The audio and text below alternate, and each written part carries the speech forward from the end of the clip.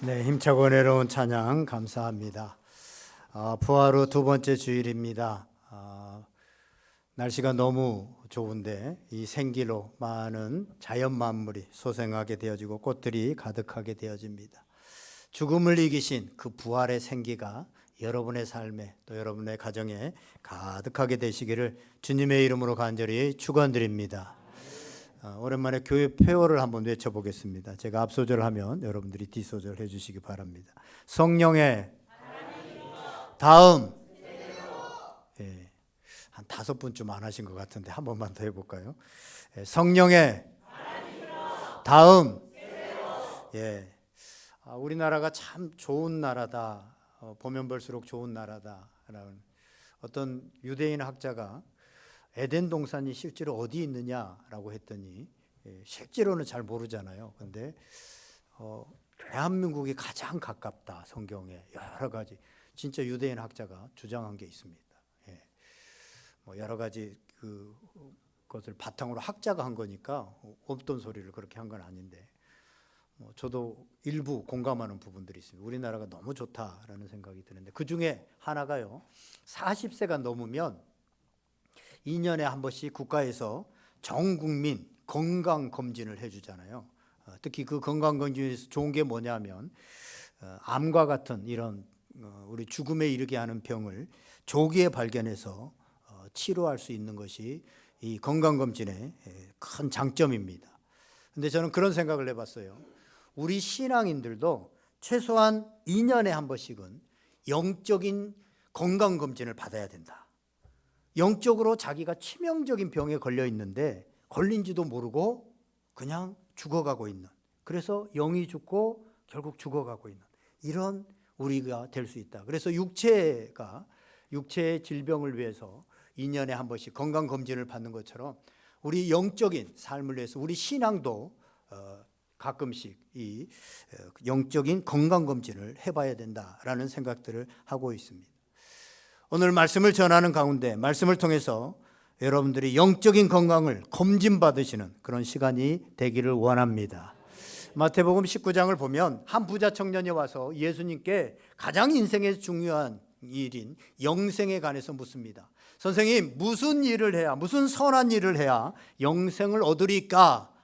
무슨 선한 일을 해야 된다고 생각했죠. 그래서 영생을 얻으리까? 그러자 예수님께서 내가 생명에 들어가려면, 영생을 얻으려면 율법을 지켜야 된다, 계명들을 지켜야 된다라고 그렇게 말씀하셨습니다. 그러자 그 청년이 묻습니다. 어떤 계명 말씀하시는 겁니까? 라고 하니까 예수님께서 10계명에 나와 있는 계명들을 말씀해 줍니다. 그랬더니 그 청년이 다 지켰습니다 라고 자신 있게 얘기를 하죠.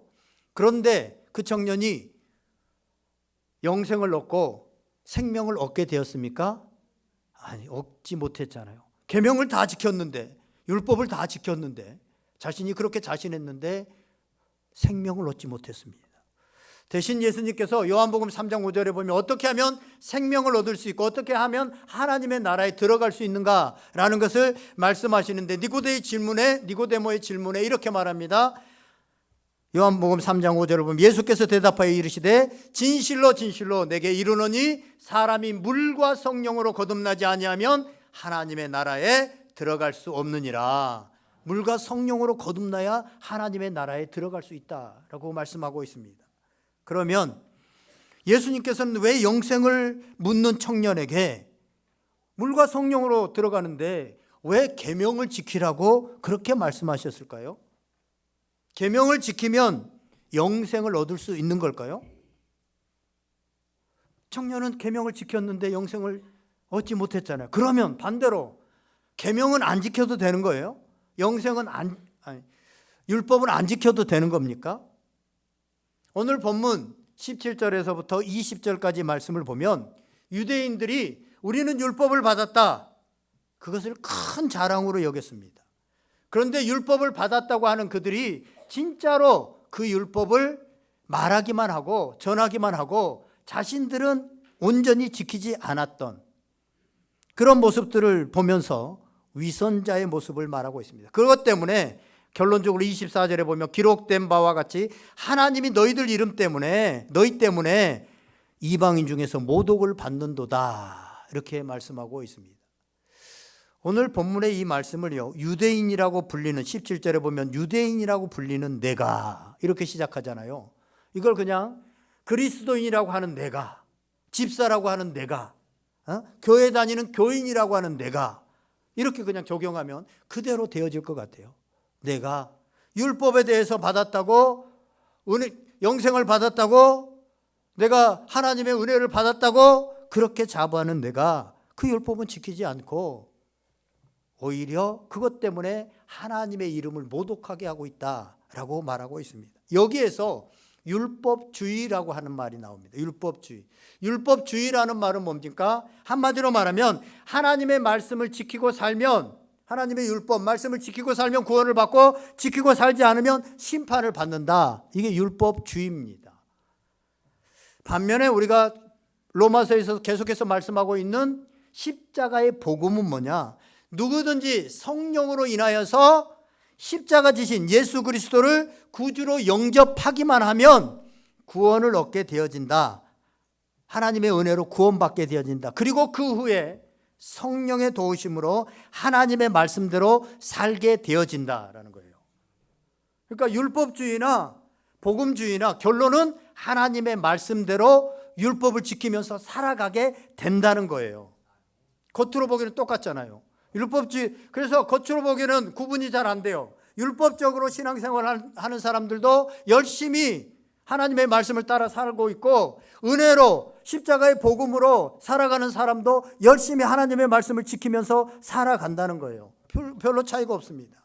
그런데 결정적인 차이가 있습니다. 율법주의는요, 자신의 열심과 충성을 강조합니다. 그래서 죽을 때까지 열심을 다해서 내가 주님을 위해서 최선을 다하면서 막 살아가지만 결국은 만족과 기쁨이 없습니다. 왜냐하면 우리가 아무리 충성하고 아무리 열심을 해도 하나님의 말씀을 다 지켜 행할 수 없거든요. 그래서 열심히 10가지 중에서 6가지를 했는데 4가지를 안 한 것 때문에 늘 마음에 부담이 있고 늘 마음에 힘들고, 그러니까 기쁨이 없어지는 거예요. 그런데요, 복음적인 신앙은 감사와 사랑이 초점입니다. 우리가 열심과 충성을 다해서 율법을 지키는 것이 아니라 하나님이 우리를 구원해 주신, 하나님이 예수 그리스도의 그 십자가로 인해서 죽을 수밖에 없었던 우리를 구원해 주신 그 은혜에 감사한 거예요. 그래서 그 마음으로 하나님의 말씀대로 사라지게 되는 거예요. 10가지를 다 못 살았어도 6가지나 내가 사라지는 거예요. 신앙은요, 내가 사는 것이 아닙니다. 내가 그렇게 행하는 것이 아니에요. 사라지는 겁니다. 그래야 드디어 신앙이 되는 거예요. 내가 신앙생활을 하는 것이 아니라 신앙생활이 되어져야 된다는 것입니다. 내 힘으로 살면요, 반드시 나의 자랑과 나의 의가 드러나게 되어 있습니다. 그걸 꽁꽁 숨기고 아닌 척, 겸손한 척 하지만 나중에 결정적인 시기에 드러나요. 그래가지고 누군가가 안 알아주면, 누군가가 자기를 인정해 주지 않으면 거기서 드러나게 되어지고 화가 나고 속에서 부글거리고 이런 것들이 드러나게 되어지죠. 하지만 복음으로 살면 감사하고 사랑할 것밖에 없다고 하는 사실입니다. 율법주의는 계명을 다 지켜서 의롭게 되려고 합니다. 그러니까 율법주의 신앙생활은 힘듭니다. 하나님이 이렇게 말씀하셨기 때문에 나는 이것을 지키고 살아가야 돼 라고 하는 것 때문에 수고하고 무거운 짐진 자들아 다 내게로 오라 라는 게 아니라 수고하고 무거운 짐이 되어져 버렸어요. 신앙생활이 자기 힘으로 안 되는 것을 막 하려고 하니까 당연히 힘들죠. 여러분, 안 되는 거 하려고 해보세요. 얼마나 힘들어요. 그래서 열심히 신앙생활을 하지만 끊임없이 좌절하고 무겁고 힘들고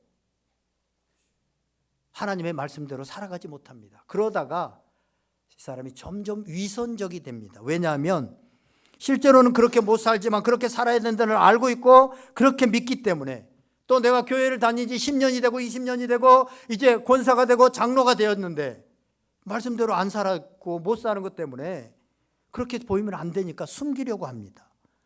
그래서 이중적이 되어져요. 그러니까 그렇지 않는 척 자기를 숨기는 데 애를 씁니다. 그러니까 행복할 수가 없어요. 그러면서 자기가 그렇게 애쓰게 노력하기 때문에 다른 사람도 그게 보여요. 그래서 판단하게 되어집니다. 자신도 똑같은 비판을 받지 않으려고 늘 긴장하며 숨기면서 삽니다. 그렇게 되면 예배도 기다려지는 예배가 아니라 드려야 되는 의무 예배가 됩니다. 그래서 예배마저도 별로 기쁨이 없어요. 드려야는 되는데 부담이 되는, 기다려지는 예배가 아니라 이번에는 무슨 말씀이 나에게 주어질까? 어떤 은혜가 있을까? 어떤 감격이 있을까? 기다려지는 예배가 아니라 드려야만 되는, 드릴 수밖에 없는, 내가 장로인데, 내가 권사인데, 내가 목사인데, 그렇게 되어지는 거죠. 여러분, 여러분의 신앙을 한번 점검해 보시기 바랍니다. 내가 복음적인 신앙에 가까운가 율법주의적인 신앙에 가까운가를 한번 말씀을 통해서 여러분들 생각해 보시기 바랍니다. 어떤 부흥회를 자주 다니는 목사님이 그런 말씀을 하셨습니다.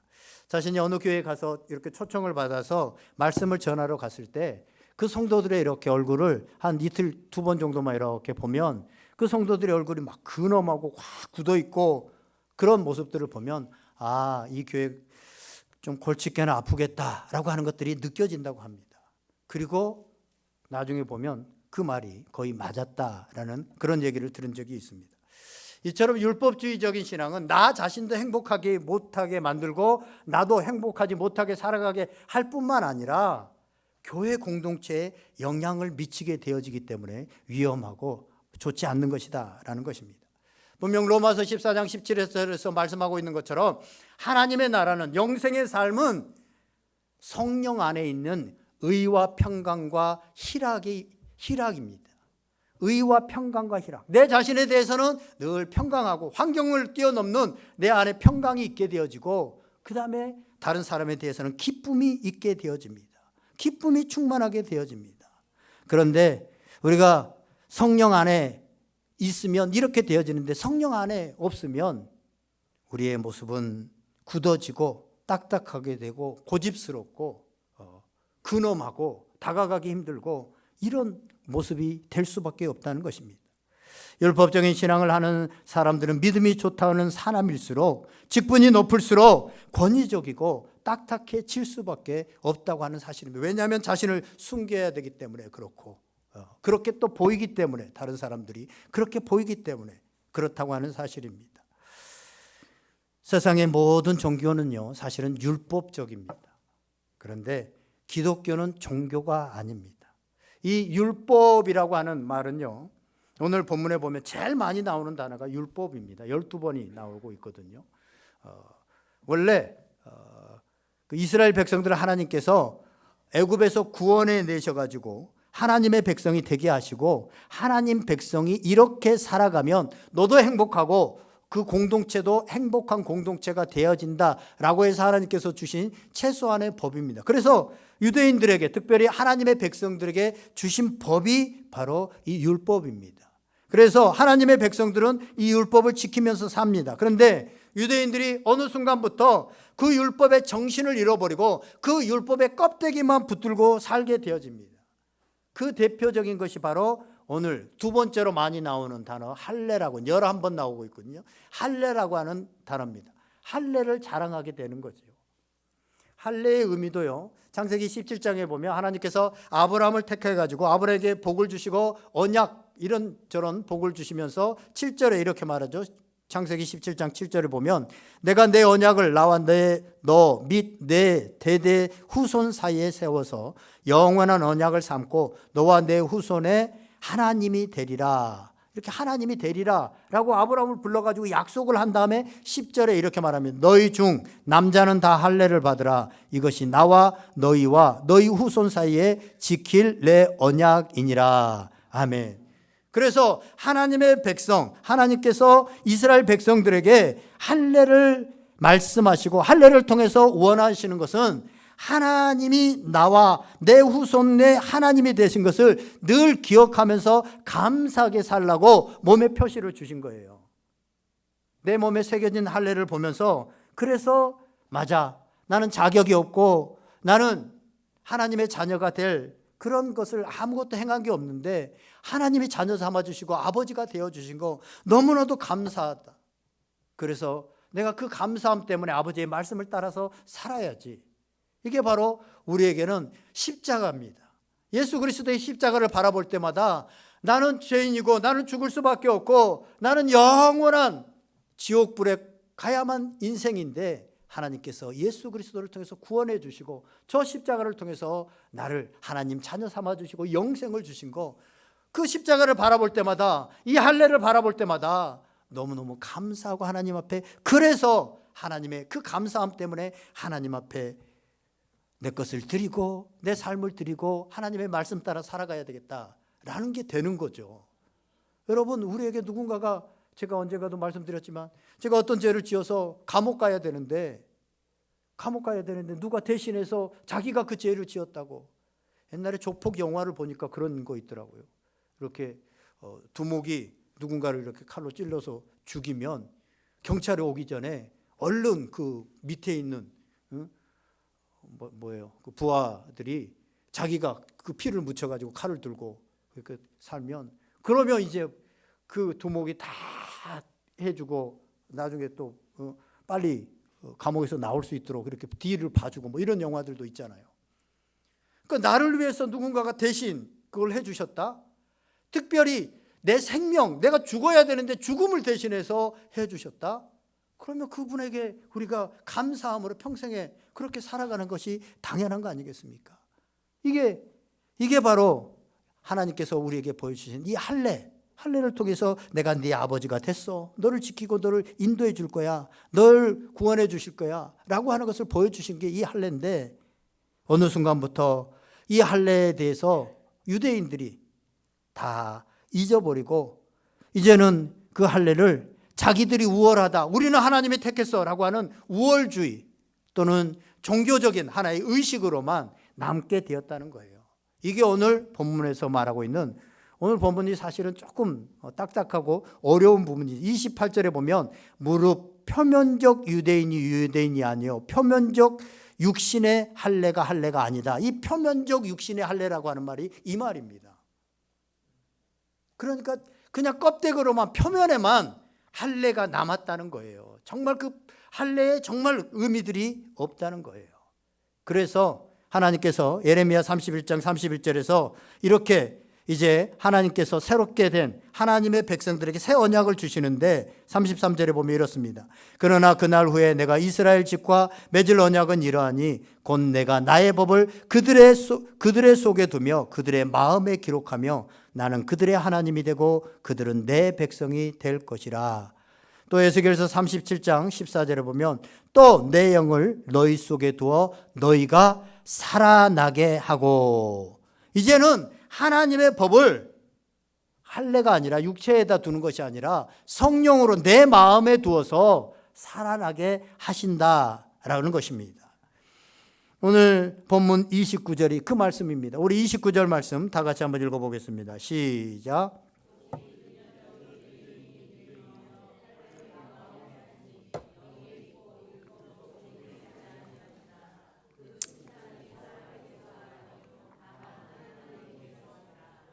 아멘. 할례는 마음에 할지니, 몸에 하지 말고 마음에 할지니 영이 있고 율법 조문에 있지 아니한 것이라 라고 말씀하고 있습니다. 이걸 새 번역에서 보면 이렇게 번역되어 있습니다. 율법의 조문을 따라서 받는 할례가 아니라 성령으로 마음에 받는 할례가 참 할례입니다. 이런 사람은 사람에게서가 아니라 하나님에게서 칭찬을 받습니다. 아멘.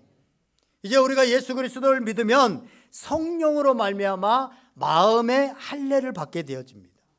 이 말은 뭐냐면 성령님께서 마음에 임하시고 항상 성령님을 의식하고 순종하면서 성령님과 함께 동행하며 산다는 것입니다. 이게 제가 자주 표현한 성령님과 같은 숨결로 살아간다는 거예요. 그렇게 되어지면 그 열매가 기쁨이고 감사고 사랑이라는 거예요. 그렇게 계속해서 살아가게 되어지면 성령의 열매가 맺혀진다라는 것입니다. 그래서 오늘 보면 이 육신이 아니라 마음이다. 근데 그 마음이 어떤 마음이냐? 에스겔서 36장 26절에서 27절에 보면 이 마음을 부드러운 마음이다 라고 그렇게 말씀합니다. 또 새 영을 너희 속에 두고 새 마음을 너희에게 주되 너희 육신에서 굳은 마음을 제거하고 부드러운 마음을 줄 것이며 또 내 영을 너희 속에 두어 너희로 내 율례를 행하게 하리니 너희가 내 규례를 지켜 행할지라. 아멘. 새 영을, 성령을 너희 속에 두고 새 마음을 너희에게 주면 육신에서, 육신이 아니라 마음이고 굳은 것이 아니라 부드러운 마음이다. 부드러운 마음이 되게 하실 것이다. 아멘. 이사야서 53장에 보면 예수님이 오실 것이다. 그리고 예수님이 어떤 분이시다 라는 것을 예표할 때 예수님을 표현하기를 연한 순, 자라기는 연한 순과 같다라는 표현을 하잖아요. 연한 순. 지난 금요일에, 목요일 금요일에 비가 온다고 그래가지고 앞에 주차장도 좀 할 겸 또 우리 고추도 심고 또 우리 성도들 뭘 좀 해야 되는데 땅이 너무 넓어가지고 농사 짓는데 너무 사람도 없고 인력이 많이 들어서 단연생을 좀 심자, 아내하고 그런 생각을 해가지고 단연생을 심으려면 빨리 좀 심어야 되거든요. 그래서 단연생을 보니까 뭐 별로 관리가 좀 안 해도 되는 작물 중에 뭐가 있을까 찾아봤더니, 그러면서 몸에도 좋고 다 같이 누릴 수 있는 게 뭐가 있냐 했더니 오가피가 그렇게 좋더만요. 오가피. 이게 뭐 찾아봤더니 오가피, 이게 잎이 5개 해가지고 이게 산삼하고 이 잎만 보면 구분이 잘 안 된대요. 근데 그도 그럴 것이 산삼이나 인삼에 많이 들어있는 그 사포닌이 그렇게 많이 들어있다네요. 그래가지고 이 잎도 좋지, 그 다음에 대도 이게 약재가 되지. 저 우리 약재 하신 분이지만 뿌리도 그게 한약재가 되지. 열매도 버릴 게 없더라고. 야, 이거다. 근데 또 막 잘 자란대요. 이게 관리를 잘 안 해서. 그래서 이거다라고 해가지고 저기 증평까지 가가지고 80주를 샀는데 2개 죽을 수도 있으니까 2개는 보너스로 준대요. 82주를 사가지고. 근데 밭은 그대로 있지. 그러니까 부랴부랴 와서 화요일에 뒷집 이장님한테 저것 좀 갈아주세요. 뭐 했더니 그 기계가 좀 많이 마모됐더만요. 그래가지고 잘 안 갈아줘요. 그래서 돈 안 받겠다는데 그래도 또 갈아줬는데 어떻게 해요? 그래서 돈 주고 잘 안 갈리는 걸 해가지고 수요일에, 목요일에 비 온다니까 빨리 해야 되니까 또 골도 아직 안 타졌는데 우리 저 김희백 장로님이 골 그거 수요일 저녁 4시에나 퇴근해가지고 가져온대요. 그럼 목요일에 비 오는데 4시 지나면 또 6시면 수요 예배 준비해야 되는데 안 되겠다. 그래가지고 아침부터 저 골을 직접 만든 거 아니에요. 집사람은 막 더 많이 만들고. 그래가지고요. 저 앞에 지금 고사리가 지금 100평 넘게 심겨져 있고요. 뒤에 오가피가 82주가 심겨져 있습니다. 다 여러분들 드시라고 제가 뭐 그거 먹겠습니까? 잘 안 먹어요. 그리고 고사리 끊는 재미도 한번 느껴보시라고 하는데 이 특징이 뭐냐면 고사리도 연할 때 먹을 수 있고 오가피도 연할 때 먹을 수 있습니다. 연한 순만 먹을 수 있습니다. 고사리가 핀다고 그러죠. 샌다고 그러나요? 쇠버리면 먹을 수가 없게 되어져요. 연할 때만 먹을 수 있습니다. 사람이요, 내 몸이 딱딱하게 굳어진다. 저도 요즘 수술도 받고 뭐 이렇고 나이도 이제 있고 이러니까 이렇게 부드럽지 않고 굳어진다라는 느낌. 이렇게 허리도 이렇게 하면 한잠 앉아 있다 보면 어르신들 하면서 일어나는 게 왜 그래요? 뻣뻣하니까. 근데 아이들은 그렇지 않잖아요. 아이들 앉아 있다가도 막 그러잖아요. 이게 몸이 굳어지는 것은요, 점점 죽어가는 겁니다. 몸이 점점 굳어지고 딱딱해지는 것은 죽어가는 것이에요. 아이들 보세요. 아이들은 부드럽잖아요. 그러니까 아이들은 막 뛰어다니고 막 넘어지고 그래도 뼈도 안 부러지고 다치지도 않아요. 부드러우면. 근데 어른들 보세요. 특히 나이 많이 드신 분들 이렇게 가다가 잠깐 다리 삐걱해서 넘어졌는데 다리가 부러졌다, 뭐 어디가 부러졌다 이렇게 되잖아요. 왜 그러냐면 굳어 있기 때문에, 딱딱하기 때문에 그래요. 우리 마음도 그렇습니다. 우리 신앙도 그렇습니다. 굳어져 있고 딱딱해지며 죽어가고 있는 겁니다. 내 마음이 굳어져 있고 내 어떤 신앙이 예수님을 바라보는 그것이 굳어져 있으면 점점 내 신앙이 죽어가고 있구나, 내 영이 죽어가고 있구나 라고 생각해야 됩니다. 그렇기 때문에 마음에 성령님께서 임하신 것을 느끼고 마음이 부드러워 있으면 살아있는 내가 복음적인 신앙을 그래도 내가 아직 유지하고 있구나 라고 생각하는데, 여러분들 지금 영적인 건강검진을 받으라는 거예요. 다른 사람을 대할 때 자꾸 마음이 굳어지고 판단되어지고 내 자신에 대해서도 굳어지고 감격도 없어지고 꽃을 봐도 그냥 냉랭하고 예수님을 생각해도 그냥 아무 느낌도 없고 이러지고 있으면 지금 굳어지고 있는 거예요. 굳어지고 있는. 그래서 이렇게 굳어지고 있다는 것은 사실은 율법적인 신앙이 되어지고 있다는 거예요. 신앙생활을 하고 있는데 열심도 있는데 율법적인 것이 된다는 거예요. 환경과 상관없이 마음의 기쁨과 감사와 평안이 있을 때는 은혜 생활을 하고 있는 거고 복음적인 신앙생활을 하고 있는 것인데, 마음이 딱딱하게 굳어져서 자꾸 어떤 감격도 없어지고 감사도 없어지고 자꾸 고집스러워지고 남의 단점만 보이고 뭔가 또 내 스스로도 두려움과 염려에 사로잡혀 있다면 지금 율법적인 신앙이 내 안에 이미 들어와 있는 거예요. 그래서 우리 안에 성령님께서 오셨다면 사실은 주변 사람들이 다 압니다. 왜냐하면 그 사람 속에는 감사와 평안이 있기 때문에 그래요. 도저히 보면 집안도 안 되고 자식들도 속썩이고 막 몸에 병도 있고 내가 보면 저 사람 죽을 상을 하고 다녀야 되는데 그렇지 않고 평안해. 너무나도 평안해. 사실 안 믿는 사람들이 감동하는 건 뭔지 아세요? 안 믿는 사람들은 우리가 예수 믿고 복 받아가지고 자녀가 잘 되고 내가 부자 되고 잘 되고 이것 때문에 감동하지 않아요. 그건 안 믿는 사람들도 되는 사람들도 많아요. 그런데 어떤 사람에게 감동하냐면, 어떤 사람에게 있는 내 속에 있는 소망을 묻느냐 하면 다 무너지고 다 안 되고 다 힘들고 그런데 그 사람이 보면 얼굴에 너무나도 평안이 있어. 감사가 있어. 그러면 그 사람에게 내 속에 있는 소망이 무엇이냐라고 묻게 되어져요. 그게 사도행전 16장에 나오는 바울과 실라가 그런 거 아니에요. 복음 전하다가 예수님이 열심히 믿다가 감옥에 갇히고 매 맞고 그렇으면 불평 불만이 나와야 되는데 주의 일을 했는데 왜 나 이렇게 힘들어져요? 근데 그게 아니잖아요. 너무나도 평안해서 감옥에서 매를 맞았는데 감사 찬양을 하고 있었잖아요. 근데 옥문이 열리니까 그 간수가 뭐라고 그래요? 내 속에 있는 소망, 그게 뭐냐? 선생님이요, 어떻게 하면 구원을 얻습니까? 그때 하는 말이 주 예수를 믿으라, 너와 내 집이 구원을 얻으리라. 그게 16장 31절이잖아요. 그때 전해야 그 복음이 전해지는 거지. 우리가 길거리 가면서 잘 먹고 잘 살고 얼굴 번쩍하면서 주 예수를 믿으세요, 그러면 잘 살게 되어져. 이거는 능력이 없어요. 오히려 이게 복음으로 사는 사람의 능력입니다. 그리고 주변 사람들에 대해서도 기쁨과 감사함으로, 넓은 마음으로, 솜털과 같은 부드러움으로, 따뜻함으로, 연한 순처럼 대하게 되는 이런 모습을 보면서 저 속에 성령이 있구나, 성령과 동행하는구나 라는 것들을 깨닫게 되어집니다. 그런데 한국 갤럽 조사에서 조금 지난 자료입니다만 84년부터 2014년까지 30년 동안 한국인의 갤럽 종교를 조사해 봤더니 종교 생활 중에서 가장 열심을 내는, 가장 열심인 종교가 어떤 종교냐 했더니 무슨 종교일 것 같아요? 기독교예요. 여러분들 모르시는구나, 기독교가 얼마나 열심인지. 우리는 기본적으로 일주일에 열심을 내면 10번 이상을 모이잖아요. 불교인들 보니까 4월 초파일 1년에 딱 한 번 가고는 종교란에다가 불교 이렇게 쓰더라고요. 1년에 딱 한 번만 가도 되는데 우리는 열심을 내면 일주일에도 10번씩 교회에 와서 예배 드리잖아요.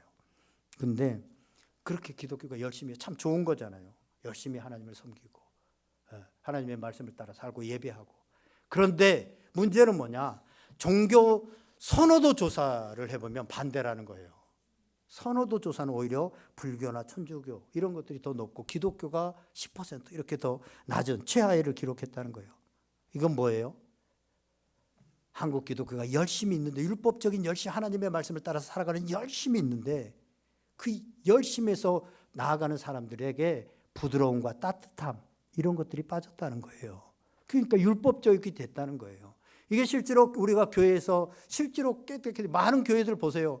예수님을 오래 믿고 그 다음에 직분을 우리가 권사, 장로, 목사 이렇게 되어지면 더 따뜻하고 부드럽고 연한 순 같은 사람, 성령의 그 오래 참음과 자비와 양성과 충성 이런 것들이 배어나오는 것이 아니라 더 고집스럽고 더 딱딱하고, 그래서 교회에서 사실은 문제를 일으키고 교회를 힘들게 하는 사람들이, 교회를 오래 다닌 사람들, 또 직분이 뭐 권사, 장로 이렇게 되어지는 사람들이 오히려 문제를 일으키잖아요.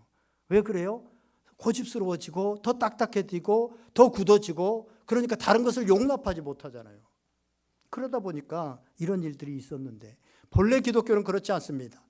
사도행전 2장 46절에서 47절을 보면 최초로 성도들에게 성령이 임하고 초대교회가 세워지는데, 그때의 모습을 이렇게 말합니다. 날마다 마음을 같이하여 성전에 모이기를 힘쓰고 기쁨과 순전한 마음으로 음식을 먹고 하나님을 찬미하며 또 온 백성에게 칭송을 받으니 주께서 구원받은 사람을 날마다 더하게 하시니라. 아멘. 성령을 받은 진짜 교회의 모습은 이런 거라는 거예요. 마음에 기쁨이 있고 순전함이 있고 모이기를 힘쓰고 음식을 나누고 하나님을 찬미하고 예배 가운데 기쁨이 있고 사람들에게 칭송을 받고, 그러니까 믿는 자들을 하나님께서 더하게 하시는 그런 교회. 한번 어떤 성도가 아니면 지나가는 정말 인생에 문제가 있어서 교회에 한번 가봐야 되겠다, 교회를 참석했는데 그 교회에 가니까 정말로 기쁨이 있고 감사가 있고, 세상에는 지금 전쟁으로 여러 가지 힘든 일들로 인해서 고민하고 사상 다 죽게 되어졌는데 그들 안에는 평안이 있고 기쁨이 있고 배려가 있고 따뜻함이 있고, 야, 내가 여기에 속해야 되겠구나 이러면서 초대교회가 칭송을 들으면서 호감이 되어지면서 교회가 부흥하게 되어진 거 아니겠습니까? 그런데 언제부턴가 우리 한국 교회가요, 본문의 유대인들처럼 예수님을 열심히 믿는데, 열심히 하는데, 열심히 믿으면 믿을수록 더 자기를 과시하고 더 날카로워지고 더 비판적이 되어지고 판단하고 더 무서운 사람들이 되어졌다는 거예요. 그러니까 기독교의 선호도가 낮아지는 거예요. 기독교는 분명히 열심히 하고 있는데, 왜요? 율법적인 신앙생활을 하고 있기 때문에 그렇다는 거예요. 그래서 우리도 모르게 이렇게 율법적이 되어져 버렸다는 거예요. 유대인들이 자기들이 율법적이 되고 싶어서 됐겠습니까? 하나님께서 구원해 주신 감격과 이런 것들이 다 있었잖아요. 근데 그것들을 어느 순간 잃어버리고 이제 율법만을 붙들고 있고 껍데기만 붙들고 있으니까 그런 사람들이 되어져 버렸다고 하는 사실입니다.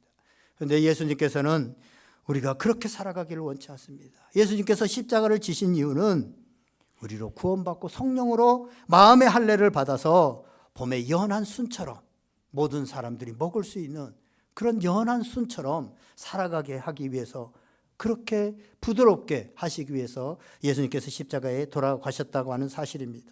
성령께서 우리 마음에 임하신 확실한 증거는 사랑입니다. 요한일서 4장 12절에 보면 어느 때나 하나님을 본 사람이 없으되, 하나님을 본 사람 없잖아요. 만일 우리가 서로 사랑하면 하나님이 우리 안에 거하시고 그의 사랑이 우리 안에 온전히 이루어지느니라. 아멘. 우리가 우리 자신과 교회의 신앙을 평가할 때 주의를 잘 지키고 전도를 열심히 하고 성경 공부를 많이 하고 교회 일을 많이 헌신하고 이런 것도 정말 중요한 것입니다만, 성경에서 말하는 진짜 예수님을 잘 믿는다고 하는 것은 사랑이 있느냐, 사랑으로 소문났느냐.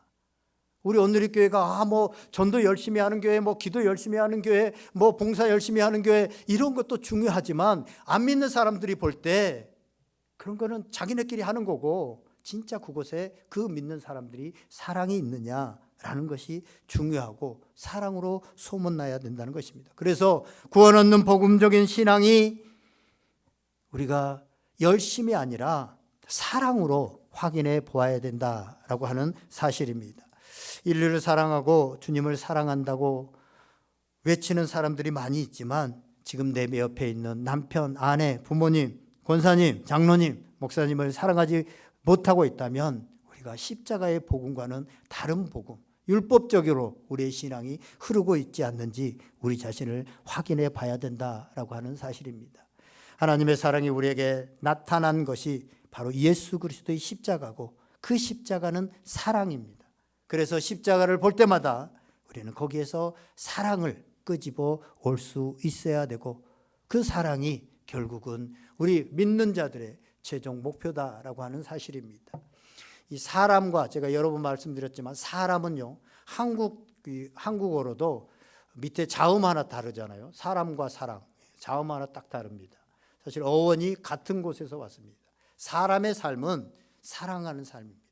그래서 사람의 삶에서 사랑이 빠져버리면 그건 더 이상 사람의 삶이, 하나님이 만드신 그 사랑이 사람의 삶이 아니고 죄성을 가진 그 본능, 짐승의 삶과 비슷한 삶이 되어집니다.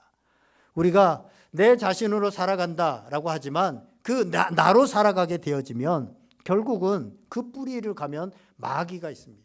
하나님으로 살아가지 않고 하나님과 교제하지 않고 성령이 우리 안에서 있지 않고 내 안에 내가 주장하고 나가 살아가게 되어지면 사실은 내로 살아가는 것 같지만 그 안에는 마귀가 있습니다.